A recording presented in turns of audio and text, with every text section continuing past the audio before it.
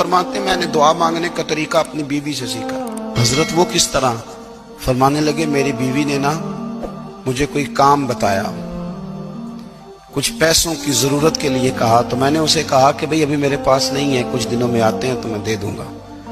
عورتوں کی عادت ہوتی ہے وہ بار بار یاد کراتی ہیں۔ 2-4 دنوں کے بعد پھر اس نے کہا حضرت وہ میں نے کہا تھا کچھ پیسے، میں نے اسے کہا کہ ابھی میرے پاس نہیں ہے، کچھ دنوں میں ملتے ہیں تو میں تمہیں دے دوں گا۔ اس نے کچھ دنوں کے بعد پھر کہا حضور وہ میں نے کچھ پیسے کہے تھے۔ فرماتے میں نے ڈانٹ دیا، میں نے کہا کہ کیا تو روز مجھے شرمندہ کرتی ہے، کہا نا میرے پاس نہیں ہے، ہوں گے تو دے دوں گا، تو روز یاد کراتی ہے۔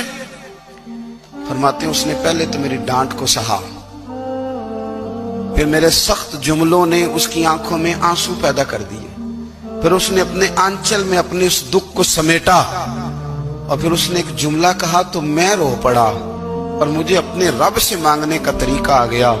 مجھے کہنے لگی حضرت جی آپ نے ڈانٹ دیا، میں نے سہ لیا، پر آپ ہی میرے شوہر ہیں، بتائیں نا آپ سے نہ کہوں تو میں کس سے جا کے کہوں۔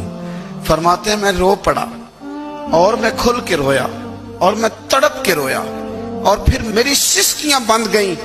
تو مجھے کہنے لگی آپ کو کیا ہوا؟ میں نے کہا مجھے بھی دعا مانگنی آ گئی ہے۔ جب میں اسے کہوں گا نا اللہ تو ہی میرا رب ہے، میں تجھ سے نہ کہوں تو میں کس سے جا کے کہوں؟